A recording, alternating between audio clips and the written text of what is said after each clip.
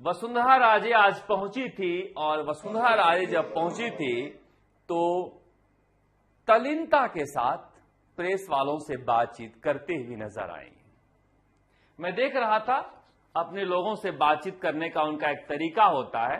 वो बड़ी बड़ी सभाओं को नहीं संबोधित करती हैं, मगर अपने बेटे दुष्यंत सिंह के साथ जो उनके खास ही पर सलार हैं उन लोगों के साथ बातचीत कर रही हैं। और उसके बाद प्रेस से भी बात किया। प्रेस से बात करते हुए उन्होंने लोगों को यह समझाने की कोशिश की कि मैंने मोरपाल सुमन को क्यों इस मैदान में उतारा है अंता के चुनावी समर में, और क्यों इससे अच्छा कोई कैंडिडेट नहीं था। जो दूसरे बड़े नेता मांग रहे थे अंता से टिकट, या फिर जो लोग टिकट लेने के लिए लाइन में लगे हुए थे, उन्हें हमने टिकट क्यों नहीं दिया, ये समझाती हुई नजर आई। और यहां पर छोटे छोटे ग्रुप में लोगों को संबोधित किया कि अंता का चुनाव कैसे लड़ा जाए। मगर अब कल इस अंता के चुनावी समर में सचिन पायलट की भी एंट्री होने जा रही है। वसुंधरा राजे की बातें सुन लेते हैं एक बार कि वो कह क्या रही हैं और कैसे कह रही हैं। पूरा स्क्रिप्टेड था।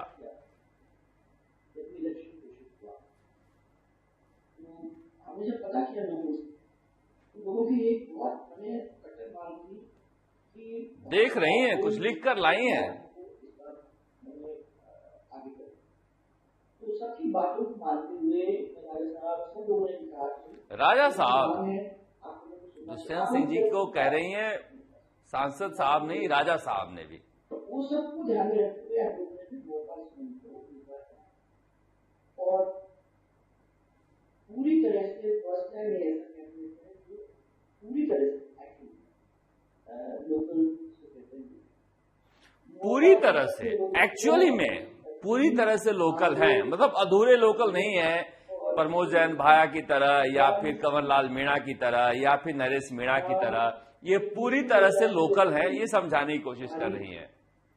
कुछ दूसरे विधानसभा क्षेत्र ये इस विधानसभा क्षेत्र का इसलिए पहला हक है कि अपना घर का व्यक्ति जो मोरपाल है उसको पूरी तरह से लिख कर लाई हैं और नीचे देख देख के पढ़ रही हैं, फिर बता रही हैं। सरकार के लोग संस्कार हैं और विकास के लिए हमारी पार्टी। हाँ, तो भारतीय जनता पार्टी के लिए क्यों चुने वो बता रही हैं। विकास के लिए चुनना है। वैसे उस इलाके में आप जाइएगा तो पता चलेगा कि विकास कितना हुआ है। पर ये तो बीजेपी की रणनीति रही, क्योंकि मोरपाल सुमन की बहुत चर्चा नहीं हो रही है। और चर्चा इसलिए नहीं हो रही है कि मोरपाल सुमन बेहद शांत स्वभाव वाले नेता है, या कहिए कि वो एक साधारण से परचून की दुकान पर काम करते हुए सरपंच बने, प्रधान बने और अब विधायकी के रेस में है। जो कुछ है वो राजा साहब और रानी साहिबा के कृपा पर है, इसलिए बहुत ज्यादा उन्हें कुछ कहना नहीं है, इसलिए उनके बारे में कोई चर्चा नहीं हो रही है। मगर दुनिया के सबसे बड़ी पार्टी के कैंडिडेट की चर्चा नहीं हो रही है। तो नहीं हो रही इसका मतलब यह नहीं है कि वो रेस में नहीं है। चर्चा किसकी हो रही है? चर्चा हो रही है नरेश मीणा, भगत सिंह सेना पार्टी के कैंडिडेट और कांग्रेस के प्रमोद जैन भाया की। अब यह बात मैं इसलिए कह रहा हूं कि गोविंद सिंह डोटासरा गए थे और गोविंद सिंह डोटासरा जब चुनाव प्रचार के लिए निकले यहां से जयपुर से, तो ये मानकर निकले थे कि प्रमोद जैन भाया के लिए वहां पर पूरा माहौल सजा होगा, क्योंकि जयपुर में कुछ इसी तरह का माहौल काफी दिनों से बना हुआ था कि प्रमोद जैन भाया तो जीत ही रहा है। अब वो जब गए वहां पर देखे तो सभाओं में तोते उड़ रहे हैं। आज भी मैं उनकी सभा देख रहा था, वो बता रहे थे कि यहां पर डांस वाले भी आए हैं, यहां पर खाना पीना भी अच्छा बन रहा है, तो मौसम का मजा भी है, आपने स्वागत भी अच्छा कर लीजिए। मतलब प्रचार करने के बदले वो वक्त काट रहे थे। पर हुआ क्या कि कल जिस तरह से नरेश मीणा का काफिला आ रहा था, उस काफिले में गोविंद सिंह डोटासरा और सुखजिंदर सिंह रंधावा की गाड़ी फंस गई। अब देखिए मसला ऐसा है कि वो कांग्रेस से टिकट मांग रहे थे, टिकट मिला नहीं, उसके बाद लगातार बयान गोविंद सिंह डोटासरा दे ही रहे थे और टोंक में देकर चले गए। वहां जाने से पहले, अंता जाने से पहले माहौल गर्म था और ऐसे में फंस गए तो वहां पर लोगों ने हंगामा भी मचाया, नारेबाजी भी की, पर नरेश मीणा गाड़ी से उतरे और वहां पर गोविंद सिंह डोटासरा की गाड़ी को अपने काफिले से निकाला। और ये अमूमन किसी भी चुनाव में हो जाता है। हम मीडिया वाले भी किसी की रैली में फंस जाते हैं, किसी की यात्रा में फंस जाते हैं तो फंस जाते हैं। अब इसमें इसे लेकर इस तरह से इतना बड़ा मुद्दा क्यों बनाया गया, क्या सोच समझ के बनाया गया? पहले सुनते हैं कि इस मसले पर गोविंद सिंह डोटासरा ने कल ही रात को क्या बोला था। उनके बीच में हम निकल करके आए, हालांकि उनमें भी काफी अच्छे लोग थे, ऐसी कोई बात नहीं है, मैं कोई फालतू की बात नहीं करूंगा, जो चीज है वही है। उन्होंने कहा कि इसमें भी बहुत सारे अच्छे लोग थे, मैं कोई फालतू की बात नहीं करूंगा, उन्होंने मुझे वहां से निकाला, इसमें ऐसी कोई बात नहीं थी। मगर उसी में आप देखिएगा कि अशोक चांदना का ट्वीट भी है। अशोक चांदना ने ऐसा क्यों बोला हमें पता नहीं। अशोक चांदना जो वहां के प्रभारी हैं, प्रदेश कांग्रेस के अध्यक्ष के साथ आज जो बर्ताव हुआ उसमें सौहार्द की सारी सीमाएं लांघ दी गई है। यह लोकतंत्र नहीं, अहंकार की प्रकाष्ठा है। ऐसा कुछ भी नहीं हुआ था जिसे लेकर इतना बड़ा मुद्दा बनाया जाए। और भी नरेश मीणा इतने बड़े नेता नहीं हैं। अब क्या है, कांग्रेस के अंदर एक कंफ्यूजन है कि हम नाम लेकर हमला नहीं करें तो वो आगे बढ़ रहा है, नाम लेकर हमला करें तो उसका कद बढ़ रहा है। जैसा कि गोविंद सिंह डोटासरा ये भी समझाते हुए नजर आते हैं, उसका नाम लेने की क्या जरूरत है, क्यों बड़ा नेता बनाते हो। मगर गोविंद सिंह डोटासरा ने फिर रणनीति बदली और बदली हुई रणनीति के बाद उन्होंने जाति का कार्ड खेला। जाति का और धर्म का कार्ड कब खेलते हैं नेता पता है? जब लगता है कि तोते उड़ गए हैं। जब राजस्थान में प्रधानमंत्री नरेंद्र मोदी आए और देखे लोकसभा चुनाव में माहौल तो खराब है तो उन्होंने कहा मंगलसूत्र भी छीन ले जाएंगे। उसी तरह गोविंद सिंह डोटासरा को याद आया कि मैं जाट जाति से हूं और नाम नहीं लिया उन्होंने कहा कि सबसे बड़ी जाति के व्यक्ति को के साथ जिस तरह से हुआ है, अगर उसके साथ ऐसा हो जाए तो तुम्हारे साथ क्या होगा। यानी जाट जाति के साथ ये बर्ताव हुआ है, उसे घेरा गया है।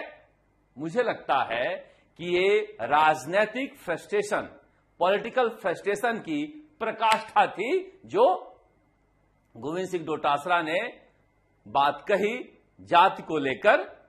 और ये कहा कि जब तो राजस्थान के सबसे बड़े एक समाज की बात कर रहा हूं, एक समाज अगर सबसे बड़ा राजस्थान में है जिससे मैं आता हूं, अगर उसकी गाड़ी रोक सकते हैं तो आपका क्या होगा, आप समझ करके चल जाना, आपका क्या होगा। सुना आपने, जाति का ऐसा प्रयोग किसी नेता ने कभी नहीं किया होगा। ये ठीक उसी तरह से है जैसे प्रधानमंत्री नरेंद्र मोदी ने मंगलसूत्र छीने थे। इन्हें भी ऐसा लगा कि जिस समाज से मैं हूं उसकी गाड़ी रोक दी गई। रात को जब भीड़ से निकल कर गए तो उन्होंने कहा कि वहां कुछ भी नहीं हुआ, मुझे लोगों ने निकाला वहां से, अच्छे लोग थे, और आज कह रहे हैं मेरी गाड़ी रोक दी गई। अशोक चांदना हो, गोविंद सिंह डोटासरा हो, जिस तरह से इस मसले को लेकर चुनावी मुद्दा बना रहे हैं, क्या नरेश मीणा ने ठीक उसी जगह पर प्रहार किया है जहां पर सबसे ज्यादा दर्द हो रहा है। जिस सीट को माना जा रहा था कि प्रमोद जैन भाया के लिए अभय सीट है, वहां पर जाकर देखे तो अब गोविंद सिंह डोटासरा वहां से आ नहीं रहे। अशोक चांदना ने तो सारी हदें पार कर दी, कहा नरेश मीणा को ये जगह अस्पताल है। सुनिए।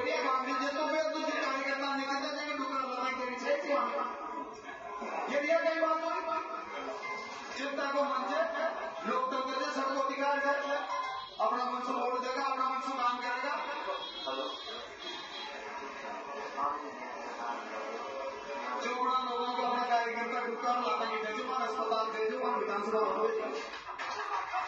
उन्हें कहे नरेश मीणा अपने कार्यकर्ताओं को लात मार देता है, ऐसे लोगों को विधानसभा मत भेजो, ऐसे लोगों को अस्पताल भेजो।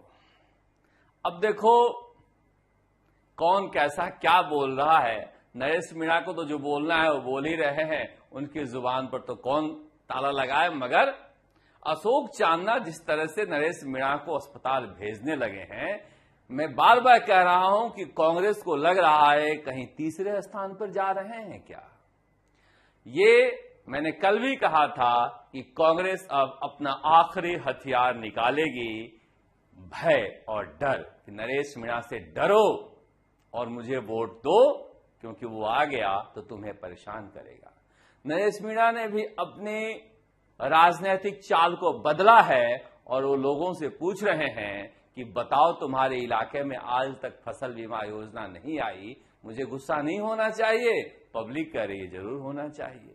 ये राजनीतिक पैतरे होते हैं, इस तरह के राजनीतिक पैतरे चलते रहते हैं, मगर जिस तरह से लोगों की प्रतिक्रिया आई है, अशोक चांदना शाम होते होते पलट गए हैं और कह रहे हैं कि मेरे हिंडौली इलाके में बहुत सारे जो मीणा भाई है वो हमारे सपोर्टर हैं, उसमें से 70% नरेश मीणा को पसंद करते हैं और मैं उनकी भावनाओं को आहत नहीं पहुंचाना चाहता हूं, इसलिए अब मैं कुछ भी नहीं बोलूंगा, अब जो होगा 11 तारीख के बाद होगा।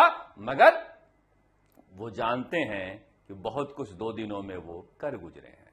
देखिए, पहला हमला अशोक चांदना की तरफ से हुआ था, उसके बाद हमला नरेश मीणा की तरफ से हुआ, फिर लगातार अशोक चांदना की तरफ से हमला हुआ और गोविंद सिंह डोटासरा की तरफ से, फिर ये माहौल बदला। मगर ये कांग्रेस नरेश मीणा को इतना बड़ा नेता क्यों बना रही है, या फिर इतना बड़ा नेता बन गए हैं इसलिए हमला कर रही है, पता नहीं, मगर तुरूप का पत्ता भी खेल दिया गया है।